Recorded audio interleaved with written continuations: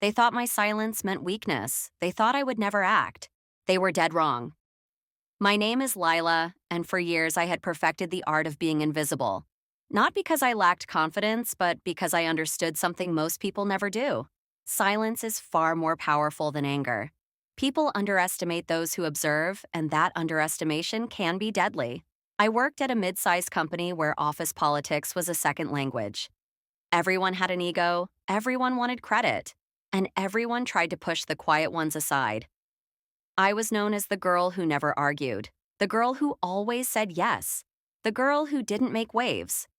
And that made me invisible. At first, that invisibility felt safe. I smiled, I nodded, I stayed quiet. But slowly, I began to notice patterns. Colleagues who should have supported me took credit for my ideas.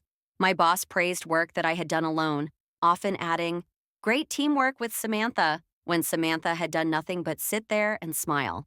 Sometimes I caught Samantha laughing with others about my quiet nature, making subtle jokes as if I couldn't hear.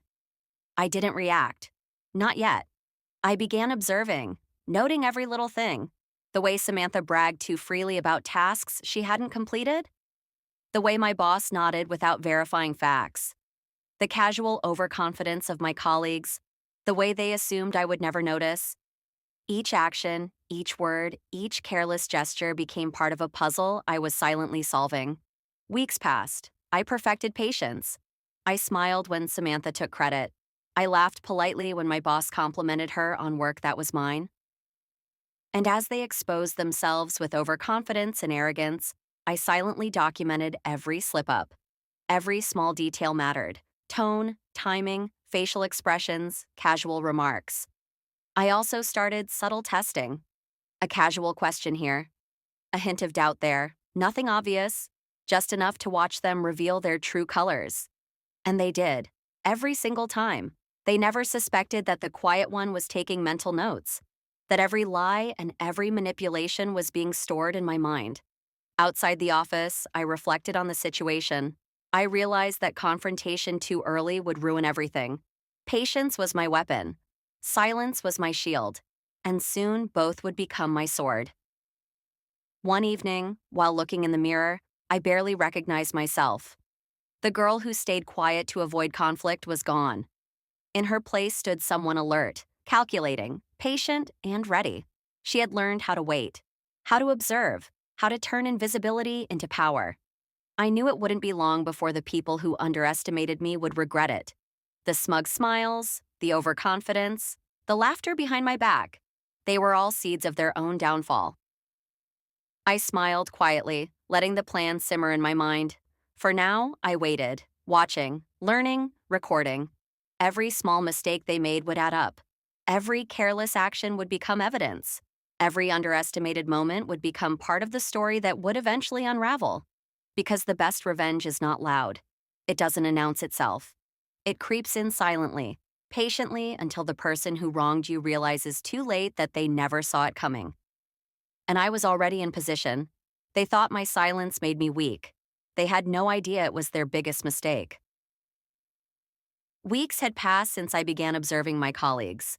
Samantha continued taking credit for my work, smiling as if she owned every idea. My boss continued praising her while ignoring my contributions. But I didn't react. I stayed quiet, patient, and most importantly, I planned. I realized early on that direct confrontation would only make them defensive. The best way to make them regret underestimating me was to use their arrogance against them. And that required precision, patience, silence. I started small. A casual suggestion here, a hint of doubt there. During team meetings, I asked subtle questions about project timelines, deadlines, and responsibilities. Questions designed to make them reveal their lack of understanding. Samantha, thinking I was still naive and quiet, answered carelessly, often contradicting herself. My boss, relying too much on Samantha's confidence, didn't notice. Every slip, every exaggeration, every careless statement, they were all evidence. And I remembered them all. Outside the office, I started documenting in my notebook. Not just actions, but habits, patterns, phrases they used when they thought no one was listening. Samantha laughed about my quietness, my supposed inability to speak up. But I remembered every laugh, every smirk, every subtle mockery. One evening, Samantha came to me, smiling sweetly. "You're so calm, Lila," she said. "It's funny how quiet you are, but somehow everyone thinks you're harmless." I smiled back. "I guess people misjudge calmness sometimes." Her eyes flickered briefly, almost imperceptibly. She didn't realize that I had already begun turning their confidence into their weakness. The following week, I executed my first subtle move. I prepared an alternative version of the team report, highlighting small errors Samantha had made and subtly suggesting improvements without pointing fingers. I sent it to my boss as a thoughtful revision, masking the fact that it was designed to catch Samantha's mistakes. When the next meeting happened, Samantha confidently presented her work, assuming I wouldn't notice. But as soon as she finished, I casually referred to the revised report. My boss raised an eyebrow, noticing inconsistencies in her presentation. Samantha hesitated, stammered, and for the first time, I saw her composure crack. It was subtle, but it worked. The first tiny crack had appeared in her confidence, and I smiled quietly to myself. I wasn't done. Far from it. This was just the beginning. Over the next few days, I continued observing, waiting for more mistakes and planning small opportunities for them to expose themselves. I never intervened aggressively. I let them make their own missteps. Every time they overreached, every time they lied, every time they tried to manipulate the situation, I recorded it mentally. The beauty of patience is that it forces arrogance to reveal itself. And both Samantha and my boss were arrogant. They assumed my silence was weakness. They didn't realize it was the calm before the storm. At home, I reflected on my strategy. I had learned that revenge didn't require yelling, confrontation, or dramatic gestures. It only required awareness, patience, and precision. I was invisible, yes, but invisibility can be more powerful than confrontation when used correctly. By the end of the week, the first subtle victories had accumulated. Samantha had slipped twice in front of the team, exposing her overconfidence. My boss had started questioning details he usually ignored, noticing for the first time that something was off. And all of it had been orchestrated silently, without anyone suspecting that I was behind the careful unraveling. I smiled in the quiet of my room that night. The plan was working. The people who thought they were untouchable were starting to show cracks. And I had all the time in the world, because silence, patience, and observation are more powerful than the loudest scream. And soon, the full reckoning would come. They thought they had control. But the moment they slipped, I was ready. By now, Samantha had begun to notice subtle changes in the office dynamics, but she didn't know who was behind them. My calm observation had started working like clockwork. Every careless word, every boast, every manipulation she attempted became part of my silent record. It was during a client meeting that the first major opportunity arrived. Samantha, confident as ever, presented a project plan to our clients without cross-checking crucial details. She assumed I would stay quiet, as usual. She assumed I would let her shine. I didn't interrupt. I smiled politely and listened. After the meeting, I casually mentioned a minor inconsistency in the plan. "Oh, I must have misread that," Samantha said, brushing it off. Her tone was defensive, but her slip had been recorded. Later, I followed up with an email to the clients, subtly correcting the error but framing it as a clarification rather than criticism. The clients responded positively, thanking me for the insightful adjustment. Samantha saw this and her confidence wavered slightly, but she still didn't suspect me. I let her think she had survived the first trap. Meanwhile, my boss began to notice something unusual. Samantha, who was usually composed and charming, seemed a little off during interactions. He questioned her performance in small, casual ways, unknowingly amplifying her stress. Every question she stumbled over, every forced smile, every hint of frustration was another piece of evidence I stored mentally. At my desk, I planned the next step. Each move had to be subtle, almost invisible. Direct confrontation would ruin everything. The power of my revenge lay in invisibility, in letting arrogance reveal itself naturally. And Samantha's arrogance was deliciously predictable. The next week, I orchestrated a small team exercise.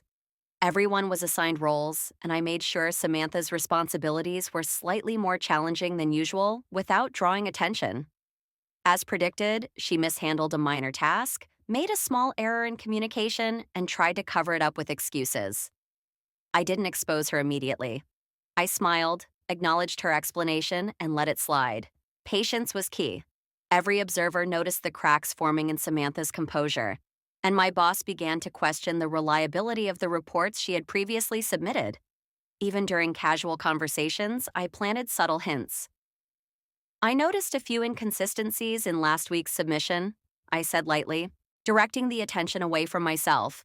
Samantha fidgeted, glanced at the floor, and muttered something under her breath. My heart raced with satisfaction, but I remained outwardly calm.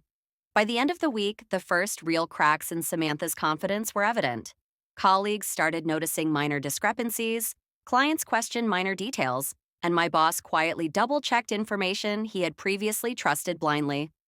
The beauty of patience is that it forces arrogance to betray itself. Samantha had never imagined that the quiet one was not just aware, but strategizing. Every boast, every manipulation, every moment of overconfidence had been building her downfall. That night, I reflected on my progress. I had achieved the first visible results without raising my voice, without confrontation, without revealing my hand. My patience and careful observation had turned invisibility into power. I smiled. The people who had thought themselves untouchable were starting to unravel, and I had not even shown my full strength. The trap was only beginning. And soon, every lie they had told, every credit they had stolen would be exposed in ways they could never imagine. They thought they were untouchable, but arrogance always leaves a trace. By now, Samantha's confidence had begun to wobble. She still tried to act composed in front of everyone, but her mistakes were becoming harder to hide. Every small slip, every tiny contradiction was a thread I could pull, and I planned to pull it slowly, deliberately. The next big opportunity came during a major client presentation. Samantha had prepared extensively, convinced that I wouldn't notice a single flaw. I observed silently from the back, notebook ready, recording every detail in my mind. The room was full of clients, my boss, and the entire team. Samantha began her presentation confidently, using charts, graphs, and carefully rehearsed lines. But as she spoke, small errors began to surface. Dates mismatched, figures inconsistent, conclusions unsupported. She didn't realize that I had prepared the exact corrections beforehand. At the right moment, I spoke up casually. I noticed a few minor discrepancies in the charts. Perhaps these adjustments would make the projections clearer. Samantha froze. Her confident smile faltered. My boss glanced at her, curiosity and doubt creeping into his expression. The room fell silent, clients nodding at my clarification. Samantha tried to recover, but every attempt to explain only made the errors more obvious.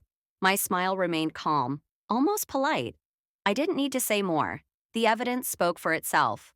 After the meeting, whispers spread through the office. Samantha's credibility had taken a small but undeniable hit. My boss, for the first time, questioned her reliability, reviewing her past reports with scrutiny. Each overlooked detail, each manipulation was now under observation. But I didn't stop there. Over the next few days, I planted small traps designed to provoke more mistakes. Emails were subtly worded to highlight inconsistencies. Tasks were assigned in ways that tested her attention to detail. And every time Samantha or my boss made a misstep, I noted it silently, storing mental evidence that would build into an undeniable pattern. The beauty of a well-executed plan is that it appears natural. Samantha didn't realize her errors were being highlighted strategically, and my boss didn't see that I was orchestrating their exposure without confrontation. Their arrogance blinded them to the invisible threads I was pulling. Even in casual conversations, I dropped hints. I think this could be improved, I said lightly, watching Samantha fidget. I wonder if there's another way to handle it. Her reactions were priceless. Hesitation, defensiveness, subtle panic. And each reaction was evidence, another piece of the puzzle. By the end of the week, the trap was fully visible, but still undetected by them. Samantha and my boss believed they were still in control, unaware that I had already set the pieces for their downfall. They were walking on a stage where every misstep was being noted, every error amplified. At home, I reflected on the progress. My plan was working exactly as intended. Patience and observation had revealed the cracks in arrogance. Every boast, every manipulation, every stolen credit, everything would soon be exposed. And I waited, calmly, silently, because when the time came, the fall wouldn't be loud. It would be precise, undeniable, and devastating. They thought they were untouchable, but every lie has a price. The day of reckoning had arrived. Samantha walked into the office, confident as ever, unaware that the web she had spun around herself was about to unravel. My boss, too, believed that I was still the quiet, harmless girl in the corner. Neither had a clue that their arrogance had already set the stage for their downfall. I requested a team meeting under the guise of a routine review. Everyone gathered, chatting casually, completely unaware of what was about to unfold. Samantha stood at the front, smiling smugly, assuming the spotlight was hers. I started calmly. "I've noticed a few discrepancies in some of the recent reports," I said.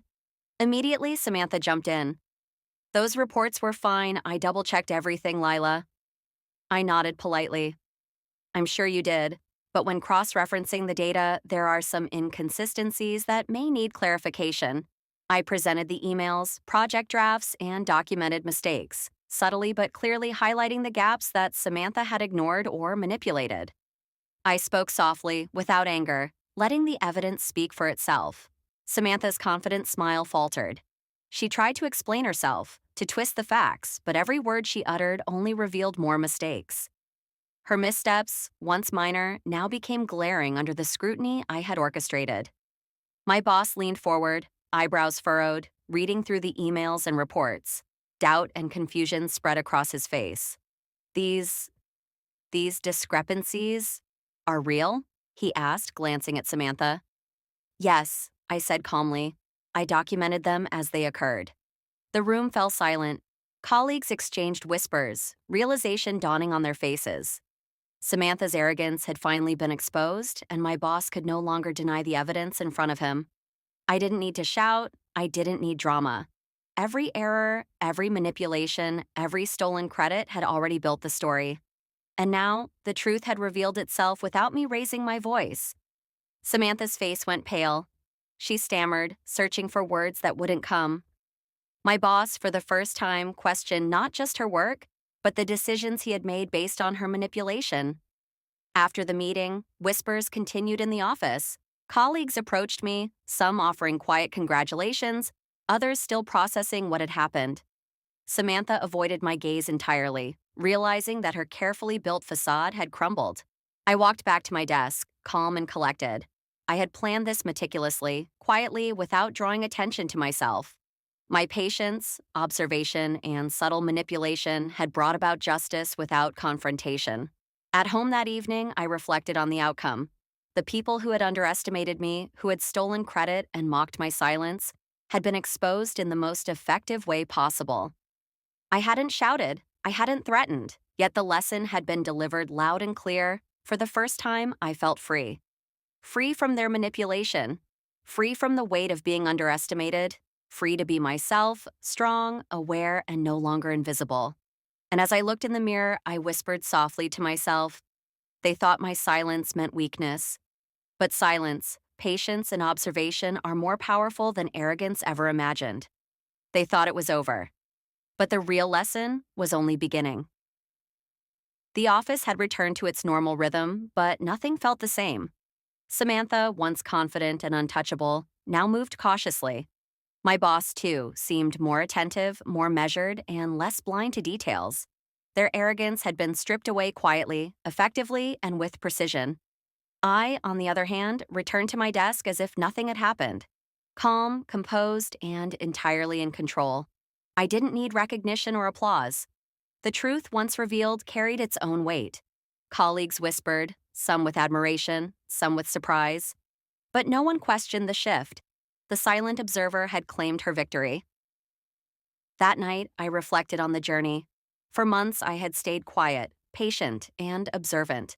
I had absorbed every insult, every stolen credit, every condescending remark, and turned it into a plan that would expose arrogance in its purest form. And it worked, flawlessly.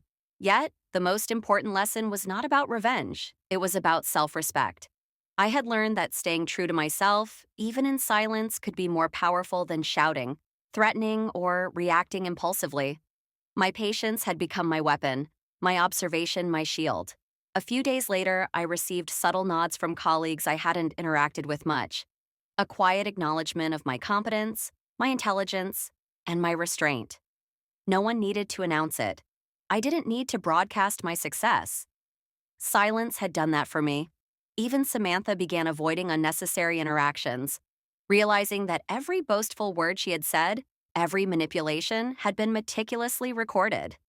My boss, now careful with praise and delegation, had learned the hard way that arrogance blinds even those in authority. At home, I looked into the mirror and smiled. Not with vengeance, not with malice, but with understanding. The girl who had been quiet, underestimated, and overlooked was gone. In her place stood someone aware, strong, and empowered. Someone who had learned to navigate the subtle currents of human behavior and turn them into a force for justice. And yet, I understood something more profound. Revenge doesn't need drama. It doesn't need to be loud.